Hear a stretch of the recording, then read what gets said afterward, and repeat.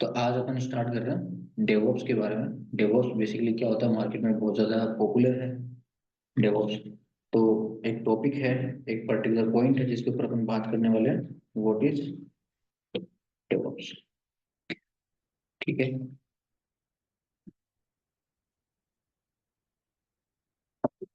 बात करते हैं डेवऑप्स की। तो डेवऑप्स को समझने के लिए पहले अपन समझते हैं कि डेवऑप्स के अंदर बेसिकली अपन, जो टर्म है बेसिकली डेवऑप्स, वो आई कहाँ से है। ठीक है। तो पॉइंट क्या आता है कि अगर अपन बात करें, एक एग्जांपल लेते हैं, आपको एक प्रोडक्ट लॉन्च करना है, सपोज आपको कोई वेब लॉन्च करनी है, कोई वेबसाइट लॉन्च करनी है, या कोई एप्लीकेशन लॉन्च करनी है। ठीक है। या फिर सपोज आपने बोला कि कुछ भी आपको काम करना है, एनी प्रोडक्ट जिसके ऊपर अपन काम करने वाले हैं, आपको कोई प्रोजेक्ट मिला है जिसमें आपको कोई प्रोडक्ट बिल्ड करना है। ठीक है। कुछ भी काम करना है तो एक कौन सा एक तरीका होता है, एक वे होता है उस प्रोडक्ट को लॉन्च करने का, उस प्रोडक्ट पे अपन कैसे काम करेंगे। ठीक है। तो सबसे पहले अपने पास जो पॉइंट आता है वो क्या आता है, एक आइडिया। ठीक है। एक आइडिया, कि किस आइडिया के बेस पे अपन बेसिकली प्रोडक्ट, जो भी अपन प्रोडक्ट लॉन्च करने वाले हैं उसका पहले दिमाग में आइडिया आना चाहिए। जैसे सपोज करो कि अपने पास आया था पहले वीचेट, अब किसी ने व्हाट्सएप भी लॉन्च किया। अब व्हाट्सएप से पहले वीचेट चलता था, लेकिन जो वीचेट है उसमें कुछ चेंजेस किए गए। ठीक है। अपन ने देखा कि कस्टमर को किन किन चीजों की रिक्वायरमेंट है, किन चीजों की रिक्वायरमेंट नहीं है, वीचेट से कुछ चीजें हटाई भी है, कुछ चीजें नहीं इंक्लूड भी की गई है। और उसको देख के अपने दिमाग में एक आइडिया आया कि व्हाट्सएप जैसे कोई अपन एक एप्लीकेशन लॉन्च करते हैं। ठीक है। तो वो जो आइडिया है, उस आइडिया में अपन ने क्या किया, कस्टमर्स को जो रिक्वायरमेंट्स है उसको समझा पहले, और उस रिक्वायरमेंट्स को बेस बना के अपन ने आइडिया लगाया कि अपने को एक ऐसी एप्लीकेशन बनानी चाहिए, बिल्ड करनी चाहिए। ठीक है। जैसे ही अपन अपन बेसिकली उस आइडिया को इम्प्लांट करते हैं। ठीक है। समझना इस चीज को, कि जो आइडिया है बेसिकली, उस आइडिया को बेसिकली आगे रन करने के लिए कि इस आइडिया पे मैं कैसे काम करूंगा। ठीक है। आप किसी डेवलपर को पकड़ो, अपने हो चाहिए एक डेवलपर। ठीक है। डेवलपर क्या करेगा कि आपने जो भी आइडिया दिया है कि मेरे को एक एप्लीकेशन बनानी है जो वीचैट जैसी होनी चाहिए, जो एक चैटिंग ऐप होगी। ठीक है। और उस एप्लीकेशन में मेरे को ये चीजें एक्स्ट्रा चाहिए या ये चीजें रिमूव करनी है, जो भी आप उसको अपनी जो भी रिक्वायरमेंट हो वो बताओगे। तो उन रिक्वायरमेंट के अकॉर्डिंग वो क्या करेगा, उसका एक कोड बिल्ड कर देगा। ठीक है। अब कोड बिल्ड किया, जो कोड बनाने का काम है या कोड बेसिकली लिखने का काम है, वो किसका है, डेवलपर का है। ठीक है। कोड को लिखने के बाद अब आपके दिमाग में आएगा कि अच्छा, जो मैं एप्लीकेशन बना रहा हूँ वो किस एनवायरनमेंट में रन होनी चाहिए। बहुत सारे एनवायरनमेंट मार्केट में अवेलेबल है। ठीक है। जैसे कि आपने बोला कि मैं जो एप्लीकेशन है वो सिर्फ माइक्रोसॉफ्ट के लिए बनाऊंगा, या जो एप्लीकेशन है वो एंड्रॉइड के लिए बनेगी, या आईओएस के लिए बनेगी, एप्पल के प्रोडक्ट्स में रन करेगी, या मैक में रन करेगी। ऐसे बहुत सारे एनवायरनमेंट्स होते हैं कहाँ पे एप्लीकेशन रन करेगी। ठीक है। तो उसके लिए मैंने क्या करना है, उस कोड को बिल्ड करना पड़ेगा उस पर्टिकुलर एनवायरनमेंट के लिए, ताकि वो एप्लीकेशन उस एनवायरनमेंट में चल सके। ठीक है। तो देखो, आपका जो कोड लिखा जाता है उसके लिए मल्टीपल लैंग्वेजेस होती है। हो सकता है आपने बोला मेरे को पाइथन पे बनाना है। ठीक है। तो अपन पाइथन पे बना देंगे कोड को। हो सकता है आपने बोला जावा जेएस अपन यूज में लेंगे, या अपन नोड यूज में लेंगे, नोड जेएस जो यूज आती है, बहुत सारी अपने पास यहाँ पे लैंग्वेजेस होती है। ठीक है। वेबसाइट बनानी है तो तुमने बोला पीएचपी में बना सकते हैं, पीएचपी के फ्रेमवर्क्स यूज में ले सकते हैं, या अपन जांगो के फ्रेमवर्क्स यूज में ले सकते हैं, या आज के टाइम पे वेबसाइट बनाने के और भी बेटर वेज आ गए जिसमें अपने को फ्रेमवर्क्स यूज में लेने की जरूरत नहीं है, तुम डायरेक्टली वर्डप्रेस पे भी काम कर सकते हो। ठीक है। सो बेसिकली क्या है, ऐसे बहुत सारे तरीके हैं, ऐसी बहुत सारी एप्लीकेशन हैं जिनको बनाने के लिए जो कोड लिखा जाता है उसके लिए मल्टीपल लैंग्वेजेस यूज आती है। ठीक है। अब जब अपन इस कोड से आगे जाते हैं, ठीक है, थोड़ा सा इस चीज को मैं इस तरीके से आपको बताने वाला हूँ। सपोज करो, आइडिया के बाद आपने लिखवाया कोड, किसी डेवलपर को पकड़ा और उसको बोला कि अपने को एक कोड जनरेट कर। ठीक है। कोड लिखने के बाद जैसा कि मैंने आपको बताया कि आपको उस कोड को क्या करना पड़ेगा, बिल्ड करना पड़ेगा। बिल्ड का मतलब क्या होता है बेसिकली, कि वो कोड किस पर्टिकुलर एनवायरनमेंट में काम करने वाला है। ठीक है। जैसे कि आपने बोला कि मेरे को एंड्रॉइड की ही एप्लीकेशन बनानी है, आप बहुत सारी ऐसी एप्लीकेशन है जो एंड्रॉइड में चलती है, पर ना तो माइक्रोसॉफ्ट में चलती है, ना मैक में चलती है, ना एप्पल के फोन्स में चलती है, वो किसी अनदर प्लेटफॉर्म पे नहीं चलेगी, क्योंकि उस एप्लीकेशन को सिर्फ बिल्ड किया गया एंड्रॉइड के एनवायरनमेंट के लिए। तो ऐसे ही आप चाहते हो भी एक ऐसी एप्लीकेशन हो जो मल्टीपल एनवायरनमेंट के लिए बने, या मल्टीपल एनवायरनमेंट में रन कर सके, या फिर आप चाहते हो कि किसी एक पर्टिकुलर एनवायरनमेंट में अपन उस एप्लीकेशन को रन करें, तो उसके लिए अपन क्या करेंगे, उस कोड को बिल्ड करेंगे। ठीक है। अब बिल्ड करोगे तो जैसा कि मैंने आपको बताया मल्टीपल एनवायरनमेंट्स होते हैं। ठीक है। हो सकता है आप एंड्रॉइड में यूज में लेने वाले हो सकता है आप मैक यूज में लोगे, हो सकता है आप विंडोज पे यूज में लोगे, यानी माइक्रोसॉफ्ट के सर्वर में रन करोगे। तो अलग अलग इन्वायरमेंट के लिए अलग अलग बिल्डिंग टूल्स आते हैं जिनसे अपन बिल्ड कर सकते हैं उस कोड। ठीक है। जैसे सपोज करो आपकी जावा जावा में अगर आपको बिल्ड करना, जावा की एप्लीकेशन है, तो उसके लिए अपन मावेन को यूज में लेते हैं। ठीक है। या जावा की एप्लीकेशन के लिए आजकल एक बहुत ही फेमस टूल है ग्रेडल, वो भी काम करता है, वो भी एक बिल्डिंग टूल है। ठीक है। एनपीएम भी एक बिल्डिंग टूल है। ठीक है, जो नोड के एप्लीकेशंस पे काम करता है, ये भी एक बिल्डिंग टूल है। तो बहुत सारे बिल्डिंग टूल है।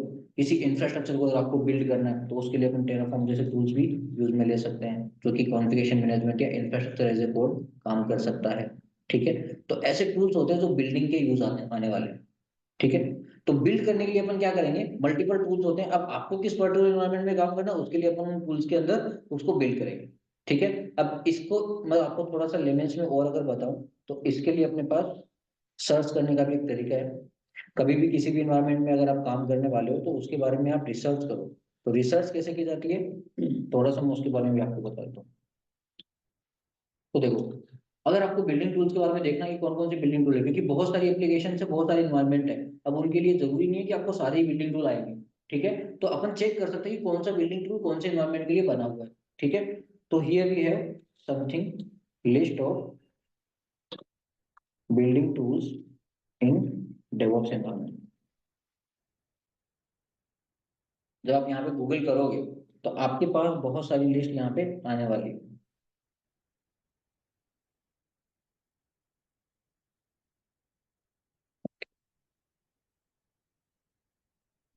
होल डेवऑप्स टूल्स की बात करें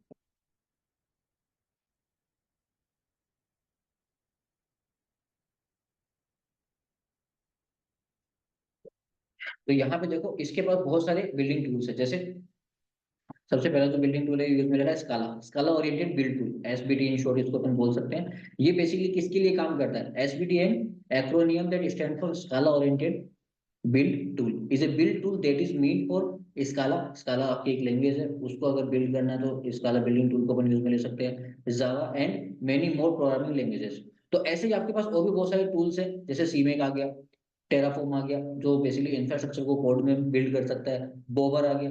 इसके अलावा ग्रेडल है जो जावा की एप्लीकेशंस को बिल्ड करता है। अपाचे एंट है एंड्रॉइड की एप्लीकेशंस को बिल्ड करने के लिए एंट जैसे अपन बिल्डिंग टूल्स को यूज में लेते हैं। ठीक है। अपाचे मावेन है, अगेन जावा की एप्लीकेशन को बिल्ड करने के लिए अपाचे मावेन यूज में लेते हैं। तो ऐसे बहुत सारे अपने पास क्या आते हैं, बिल्डिंग टूल्स आते हैं।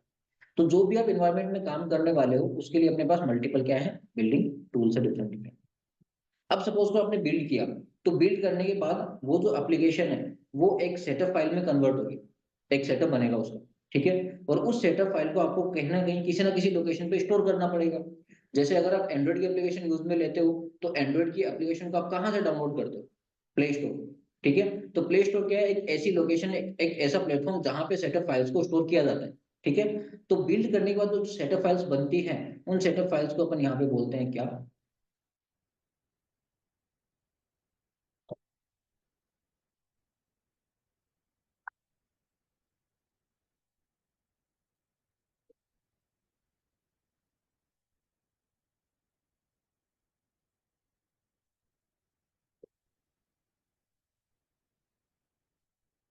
RT factory. समझ में आया। उस सेटअप फाइल को अपन क्या बोलते हैं, आर्टिफैक्ट्स होते हैं बेसिकली उसके। आर्टिफैक्ट्री इज ए लोकेशन जहाँ पे अपन उसको क्या करते हैं, स्टोर करवाते हैं। तो जो सेटअप फाइल बनती है उसको आर्टिफैक्ट्स बोलते हैं। और उस सेटअप फाइल को अपन जिस प्लेटफॉर्म के ऊपर स्टोर करते हैं, हो सकता है वो प्ले स्टोर हो गूगल का, हो सकता है वो आई स्टोर हो एप्पल का, हो सकता है वो माइक्रोसॉफ्ट स्टोर हो माइक्रोसॉफ्ट का। तो किसी भी स्टोर में जब आप उस आर्टिफैक्ट्स को रखते हो, तो उस आर्टिफैक्ट्स को रखने के लिए जिस स्टोर को जिस प्लेटफॉर्म को यूज में लेते हैं, वो प्लेटफॉर्म क्या होता है, उसको बोलते हैं अपन आर्टिफैक्ट्री। ठीक है। बात करते हैं इसके आगे। तो जैसे ही बिल्ड होता है, बिल्ड करने के बाद ऐसा थोड़ी है कि जैसे ही मेरे पास सेटअप फाइल आ गई मैंने उसको मार्केट में लॉन्च कर दिया, कस्टमर्स तक पहुंचा दिया, भाई तुम लोग डाउनलोड करो और उसको यूज में लो। ठीक है, ऐसा नहीं होता है। क्योंकि बिल्ड करने के बाद मेरे को उसकी प्रॉपर क्या करनी पड़ेगी, एक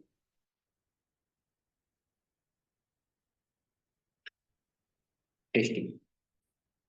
मीन्स कि जैसे ही तुम टेस्टिंग करोगे, मेरे को पहले टेस्ट तो करना पड़ेगा कि जो मैंने सेटअप फाइल बनाई है वो प्रॉपरली काम कर रही है कि नहीं कर रही है, जो जो मैंने उसके अंदर फंक्शंस जो रिक्वायर्ड थे वो मेरे को मिले हैं कि नहीं मिले हैं, जो चीजें हटानी थी वो हटी है कि नहीं हटी है।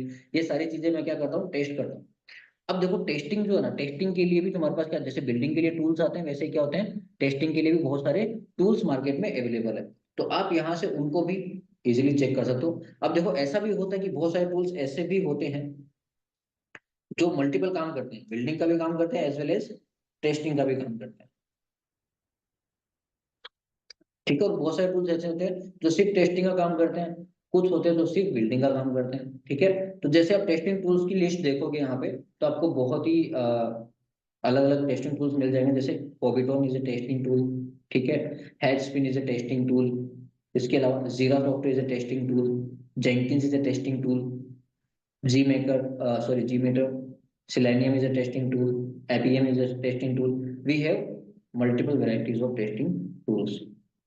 तो just like we have building tools, we have testing tools also, जो कि क्या करते हैं, टेस्टिंग करने में हेल्प करते हैं। अब आप ये मत सोचना कि टेस्टिंग सिर्फ यही होती है, टेस्टिंग अलग अलग लेवल पे होती है। जैसे आपने आइडिया जैसे ही दिया, उसके बाद कोड बना, कोड बनने के बाद कोड की भी टेस्टिंग होती है, हर एक लेवल के ऊपर टेस्टिंग होती है, हर एक लेवल को क्लियर करने के बाद उसकी एक टेस्टिंग होती है। जैसे कोड आपका बना, तो कोड बनने के बाद उसकी टेस्टिंग होगी कोड क्वालिटी की, कोड क्वालिटी कैसी है। जैसे बहुत सारी स्क्रिप्ट फाइल्स होती है, कोड तुम लिखते हो वो एक स्क्रिप्ट फाइल बनती है, और स्क्रिप्ट फाइल जो होती है बहुत सारी, उनके अंदर इंटेलिजेंस से आपने कितनी डाली है, किन किन वेरिएबल्स को यूज में लिया है, उसके अंदर बेसिकली आपने इंक्रिप्शन को यूज में लिया है कि नहीं लिया है, कितनी सिक्योरिटी आपने इम्प्लीमेंट की है, आपका कोई ऐसा डेटा लीक तो नहीं हो रहा है जो कि बेसिकली पब्लिक नहीं होना चाहिए। तो ये सारी चीजें क्या होती है, कोड की क्वालिटी को टेस्ट करना, कोड की क्वालिटी को चेक करना कि किस क्वालिटी में कोड को लिखा गया। ठीक है, बिल्डिंग के बाद टेस्टिंग होती ही है कि बेसिकली एप्लीकेशन आपकी प्रॉपरली काम कर रही है या नहीं कर रही है। ठीक है, इस टेस्टिंग के बाद जो अपना अगला स्टेप आता है, डेट इज कॉल्ड, कोई टेस्टिंग होगी तो अब क्या करेंगे, मार्केट में रिलीज करेंगे। ठीक है, तो रिलीज जब मार्केट में करोगे, यानी कि उस पर्टिकुलर टेस्टिंग को कंप्लीट होने के बाद आप क्या करने वाले हो, डायरेक्टली उसको किसी आर्टिफैक्ट्री में स्टोर, जैसे कि प्ले स्टोर या आई स्टोर, किसी भी एक आर्टिफैक्ट्री में आप क्या कर दोगे, उस सेटअप फाइल को स्टोर कर दो। ठीक है, अब स्टोर करने के बाद पॉइंट ये आता है कि आपने उसको डिप्लॉय कहाँ किया। जैसे रिलीज करते हो कुछ भी, तो वो डिप्लॉय होता है। ठीक है, और डिप्लॉय कहाँ होता है बेसिकली, तो डिप्लॉय करने के लिए भी अपने पास क्या है, मल्टीपल प्लेटफॉर्म। ठीक है, जैसे कि आपने बोला कि सर्वर में डिप्लॉय करना है, हो सकता है आपके पास ऑन प्रीमाइसेस पे इतना हार्डवेयर, इनफ हार्डवेयर हो जिसपे आप उस एप्लीकेशन को या उस पर्टिकुलर जो भी आपका प्लेटफॉर्म होने वाला, जो भी आपकी बिल्डिंग ऐप होने वाली है, वेब होने वाली है, उसको आप इतना हार्डवेयर दे दो कि वो इजीली आपके ऑन प्रीमाइसेस में काम कर जाए, ऑन प्रीमाइसेस में आपके जो हार्डवेयर है उन पे रन कर जाए। या हो सकता है कि आपके पास उस लेवल का हार्डवेयर नहीं हो, तो आप क्या करोगे, क्लाउड प्लेटफॉर्म्स की साइड जाओगे। तो डिप्लॉय करने के लिए भी we have many platforms here, like AWS cloud, Azure cloud, GCP cloud, या फिर तुम अगर इतना तुम्हारे पास इनफ हार्डवेयर है तो you can release it and deploy it on premises also. ठीक है, तो ये अपना क्या होता है, डिप्लॉयमेंट। जैसे ही डिप्लॉयमेंट होता है, डिप्लॉय करने के बाद अब पॉइंट आता है कि जो कस्टमर्स है वो उसको कैसे रन करने वाले हैं। ठीक है, तो आप उसको क्या करोगे, ऑपरेट करोगे।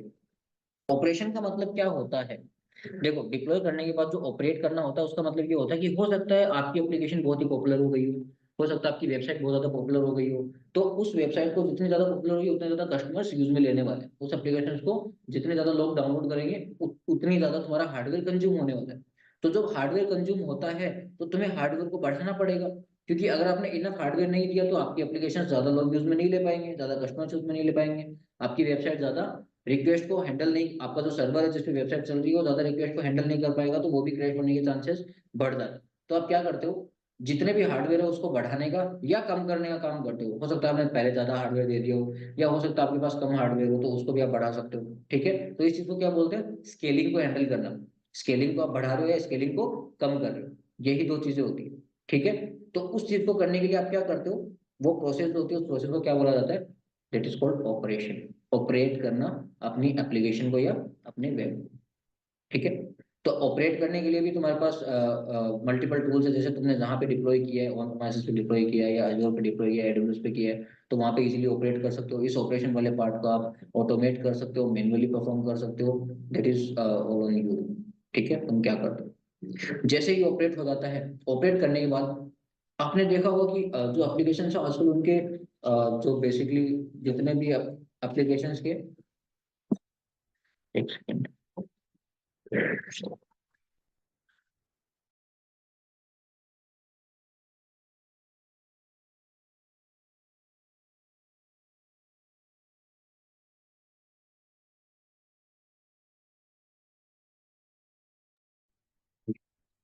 सो जितनी भी एप्लीकेशन चलती है आपने देखा होगा कि उनके अपडेट्स मार्केट में बहुत ज्यादा जल्दी आते हैं। पहले के टाइम पे 3-3 4-4 महीने लग जाते थे, आज के टाइम पे 20-20 दिन में, 15-15 दिन में अपडेट आ रहे हैं। हर 10 दिन में कोई नया अपडेट आ रहा है। ठीक है, तो वो अपडेट क्यों आते हैं, क्या रिक्वायरमेंट होती है अपडेट्स की, क्यों चाहिए अपने को अपडेट्स? देखो, अपडेट्स चाहिए होते हैं किसके लिए, कि मार्केट में हो सकता है तुमने जो एप्लीकेशन यूज में ले रहे हो तुम्हारे दिमाग में भी कभी ना कभी आया होगा कि यार इस एप्लीकेशन में अगर ये चीज और होती तो मजा आ जाता, उस पर काम करने में इजी हो जाता। या इस एप्लीकेशन में ये एक्स्ट्रा चीज दे रखी है जो किसी काम की नहीं है, वो हट जाए तो कोई मतलब कोई एप्लीकेशन की जो साइज है वो कम हो जाए, कम हार्डवेयर यूज में लेने लग जाए। दैट मीन्स कस्टमर्स को क्या रिक्वायरमेंट है और क्या रिक्वायरमेंट नहीं है, उस चीज को बेसिकली बेस मान के नए नए अपडेट्स उसके निकाले जाते हैं। तो वो अपडेट्स कैसे निकाले जाएंगे, जब अपन उस प्रोसेस को, उस जो कस्टमर यूज में लेते हैं उस प्रोसेस को क्या कर पाएंगे, मॉनिटर कर पाएंगे। ठीक है, तो अपन क्या करते हैं, जैसे ही ऑपरेशन के बाद उस एप्लीकेशन को यूज में लिया जाता है, उस एप्लीकेशन को मॉनिटर किया जाता है कि जो भी कस्टमर उस एप्लीकेशन को यूज में ले रहा है उनको क्या क्या इश्यूज फेस हो रहे हैं, या उनको क्या एक्स्ट्रा रिक्वायरमेंट है, या वो क्या चाहते हैं कि इस एप्लीकेशन में कुछ और नया होना चाहिए जिसकी वजह से अपन उस एप्लीकेशन को ज्यादा एक्स्ट्रा कस्टमर्स को प्रोवाइड कर सके, या एक्स्ट्रा कस्टमर्स को अपन क्या कर सके, उस एप्लीकेशन के अंदर एक्स्ट्रा बेनिफिट्स प्रोवाइड कर सके। सो उसके लिए अपन क्या करते हैं, उसको मॉनिटर करते हैं। जैसे ही मॉनिटरिंग होती है, अब सपोज करो मेरे को कुछ रिक्वायरमेंट्स है, उस एप्लीकेशन में कुछ एक्स्ट्रा मेरे को फीचर्स प्रोवाइड करने हैं, या कुछ फीचर्स को अपने को रिमूव करना है, तो अपन क्या करेंगे, वापस डेवलपर के पास जाएंगे कि भाई इसमें उसका भी कोड ही तो होगा।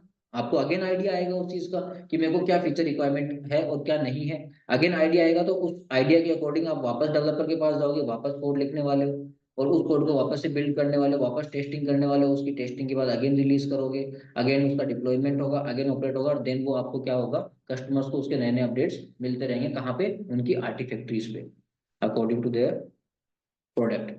ठीक है, सो ये जो होता नहीं, ये एक लाइफ साइकिल है। एक एप्लीकेशन, एक प्रोडक्ट जब बन जाता है उसके बाद उसकी लाइफ साइकिल कॉन्टिन्यूसली चलती रहती है।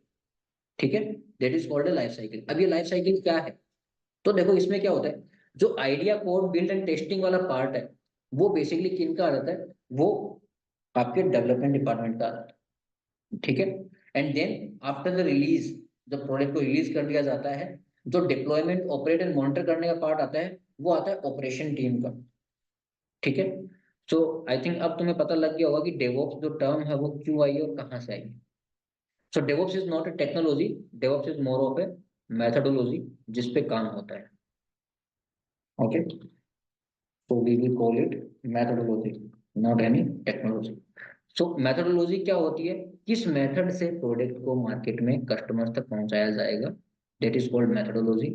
और यहाँ पे जो मेथोडोलॉजी यूज हो रही है आज के टाइम पे, जो सबसे अपने पास फेमस और लेटेस्ट मेथोडोलॉजी है, that is called DevOps, जिसमें डेवलपमेंट और ऑपरेशंस दोनों फील्ड के काम को एक साथ किया जाता है। और इन दोनों काम को करने के लिए, ठीक है, हो सकता है तुम्हारे पास बहुत सारे, देखो अब तुम्हारे पास क्या है, टॉपिक्स हैं, तुम्हें आइडिया चाहिए, कोड चाहिए, बिल्डिंग के टूल्स चाहिए, टेस्टिंग के टूल्स चाहिए, उसको रिलीज करना है यानी डिप्लॉय करना है, ऑपरेट करना है, मॉनिटर करना है, ये सारी प्रोसेस है। आप चाहते हो इस प्रोसेस को मैं बेसिकली मैनुअली करूँ, तो आपको हर एक प्रोसेस के लिए अलग अलग डिपार्टमेंट्स क्रिएट करने पड़ेंगे मैनुअली परफॉर्म करने के लिए। अब आपने बोला कि मैं इस पूरी प्रोसेस को अगर ऑटोमेट कर दूं तो कैसा रहेगा। अब ऑटोमेट क्यों किया जाता है किसी भी प्रोसेस को, ताकि उस प्रोसेस को करने का जो टाइम है वो कम हो जाए, टाइम को डिक्रीज करने के लिए। एंड आईटी इंडस्ट्री में एक टर्म है मार्केट में जो बहुत ही ज्यादा फेमस है, दैट इज कॉल्ड टीटीएम। इस टर्म के बारे में आई डोंट नो आपने सुना है कि नहीं सुना, लेकिन ये जो टर्म बहुत ही ज्यादा फेमस है, इसको बोलते हैं टाइम टू मार्केट। जितना जल्दी आप किसी प्रोडक्ट को मार्केट में लॉन्च करते हो उतने ही आपके वो प्रोडक्ट जो है वो प्रॉफिट देगा, उतना ही आपको वो प्रोडक्ट बेनिफिट करने वाला है। तो टीटीएम मतलब क्या होगा, किसी भी प्रोडक्ट को लॉन्च करने में कितना कम टाइम आप ले रहे हो उतना ही ज्यादा वो प्रोडक्ट आपका फेमस होने वाला है। जैसे कि अगर अपन बात करें क्लाउड प्लेटफॉर्म की, तो एडब्ल्यूएस सबसे पहले आया था, इसीलिए आज सबसे पॉपुलर है। अजूर बाद में आता तो उस लेवल पे पॉपुलर नहीं हो पाया जितना एडब्ल्यूएस हुआ था। क्यों, क्योंकि मार्केट में पहले कौन आया, एडब्ल्यूएस। तो उसी के नाम से क्लाउड को जाना जाता है mostly, instead of azure. So basically किसी भी प्रोडक्ट को मार्केट में लॉन्च करने के लिए कितना कम टाइम आप ले सकते हो, उसी टर्म पे आईटी में काम होता है। ठीक है। अब वो कम टाइम करने के लिए तुम्हें क्या करना पड़ेगा, इस पूरी प्रोसेस को मैनुअल से हटा के क्या कर देना है, ऑटोमेट कर देना है। और उस ऑटोमेशन को परफॉर्म करने के लिए आपको क्या चाहिए, कि एक ऐसा टूल जो इन सारी एप्लीकेशंस को मिक्स करके, लिंक करके, जोड़ के आपस में उसको, सारी एप्लीकेशंस का काम एक ही प्रोडक्ट में कर सके, एक ही टूल में कर सके, एक ही टूल के थ्रू अपन सारी एप्लीकेशंस को लिंक कर सके। तो वो जो टूल आता है, उस टूल को अपन क्या बोलते हैं, जो सबसे ज्यादा फेमस है, ऐसे तो बहुत सारे टूल्स हैं, बट उस टूल को अपन क्या बोलते हैं, मोस्टली जो यूज में आता है आज के टाइम में मार्केट में, that is called Jenkins.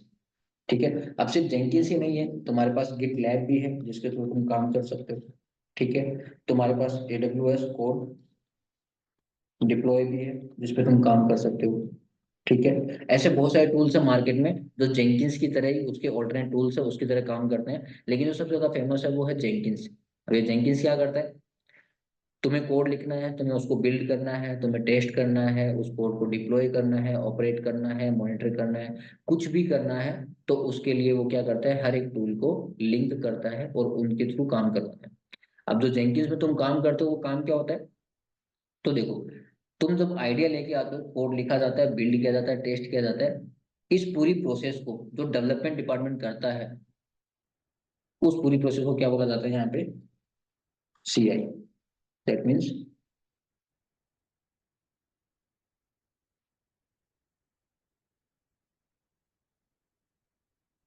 Continuous integration.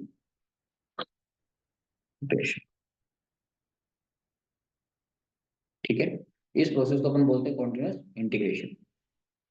और जो काम ऑपरेशंस का होता है, ऑपरेशन डिपार्टमेंट का होता है, जैसे कि डिप्लॉय करना, ऑपरेट करना एंड मॉनिटर करना, उस प्रोसेस को अपन बोलते हैं यहाँ पे क्या, CD। We have two term here, CI and CD।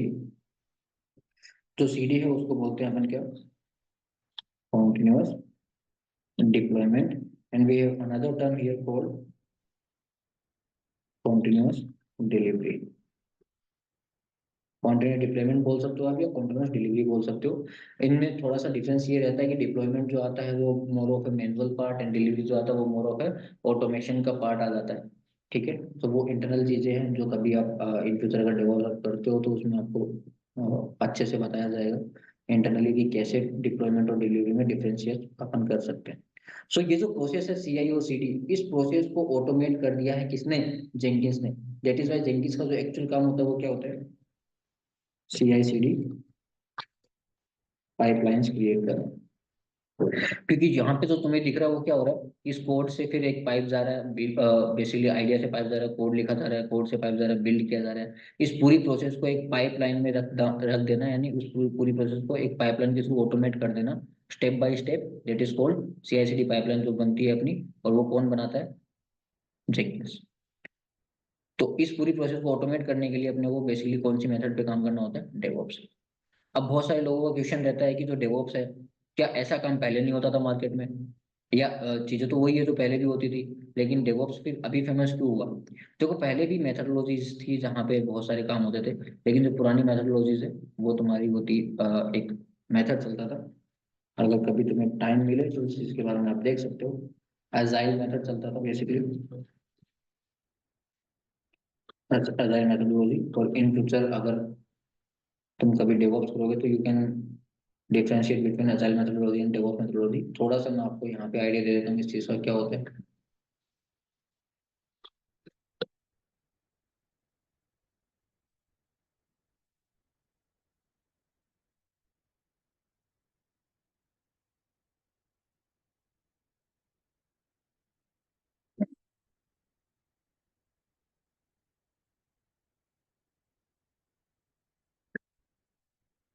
Okay. सो देखो, agile methodology is more of A manual part, जहाँ पे डेवलपमेंट और ऑपरेशंस दोनों को एक साथ नहीं रख सकते अपन। इनका आर्किटेक्चर थोड़ा सा डिफरेंस है।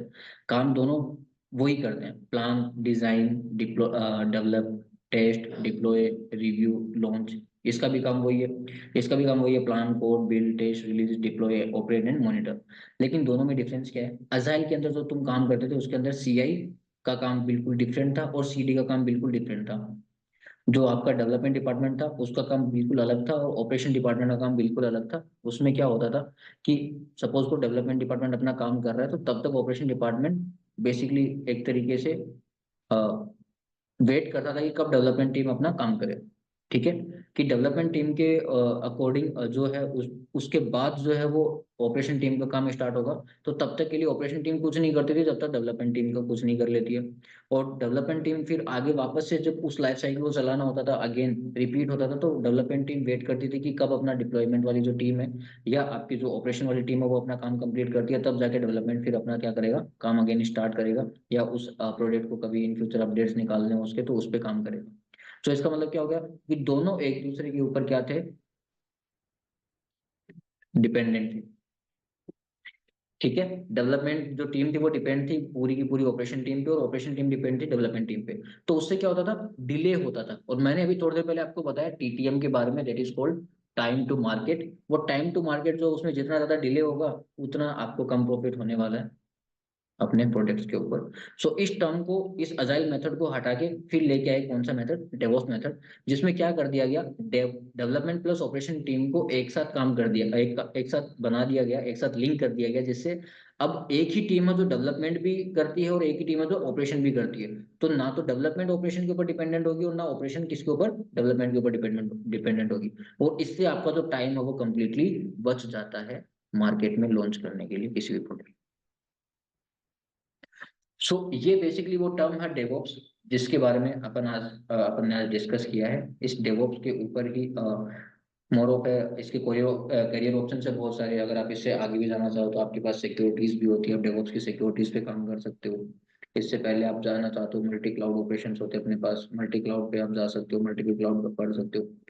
एक चीज जो मैं आपको बताना चाहूंगा कि डेवॉप्स के अंदर आपकी वैल्यू उतनी ज्यादा होगी जितने ज्यादा आपको टूल्स आते हैं, क्योंकि हर एक टॉपिक पे, हर एक प्रोसेस पे, हर एक जो आपकी बेसिकली एक प्रोसेस जो चल रही है इस पाइपलाइन के अंदर, उस पे कोई ना कोई टूल है।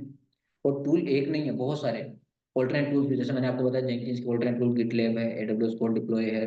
वैसे आपके मावेन है, ग्रेडल है। अब काम मावेन भी जावा का ही करता है और ग्रेडल भी जावा का करता है। पर कुछ कंपनीज जो मावेन को यूज में लेती है, कुछ ग्रेडल को यूज में लेती है। तो आपके लिए वैल्यू तब बनेगी जब आपको मावेन भी आता हो, ग्रेडल भी आता हो। कुछ जो डेवॉप्स के जो बेसिकली इंजीनियर जो बनते हैं, कुछ लोग ऐसे होते हैं जिनको एक एक हर एक प्रोसेस पे एक एक टूल आता है। उसने बोला मेरे को कोड करना भी आता है तो एक प्रोग्रामिंग लैंग्वेज आती है, बिल्ड करना आता है तो एक बिल्डिंग टूल आता है, एक टेस्टिंग टूल आता है, रिलीज करने के लिए मेरे को जेंकिंस आता है, डिप्लॉयमेंट के लिए मैं एडब्ल्यूएस पे काम कर सकता हूँ, उसको ऑपरेट कर सकता हूँ, मॉनिटर कर सकता हूँ। मॉनिटरिंग के भी बहुत सारे टूल्स होते हैं आपके, लाइक प्रोमीथियस जो है वो बहुत ही ज्यादा फेमस है मार्केट में जो चलता है। सो उसने बोला मेरे को प्रोमीथियस भी आता है। दैट मीन्स हर एक प्रोसेस के लिए एक एक टूल उसको आता है। लेकिन उसी के कंपैरिजन में एक और बंदा है जिसने बोला कि मैं हर एक प्रोसेस के लिए तीन तीन टूल्स यूज में ले सकता हूँ। अगर आपको एडब्ल्यूएस पे काम करना हो, ठीक है, आप जाना चाहते हो अजोर पे, तो मैं अजोर पे भी काम कर सकता हूँ, मैं जीसी पे भी काम कर सकता हूँ। तो जो वैल्यू है वो उस पर्टिकुलर पर्सन की ज्यादा होगी जिसको ज्यादा टूल्स आते हैं। तो डेवॉप्स के अंदर आप जितना ज्यादा टूल्स पढ़ोगे उतना ज्यादा आपका वैल्यू बनने वाला है। ठीक है, बाकी जो एक काम है डेवॉप्स का पूरा पाइपलाइन का, वो आप एक एक टूल में भी कर सकते हो, कोई आपको मना नहीं करने वाला है। लेकिन वैल्यू जो है वो आपकी तभी बढ़ेगी जब आपको एक एक प्रोसेस के लिए मल्टीपल टूल्स, मल्टीपल टेक्नोलॉजीज पे काम आता है। So that's it from my side.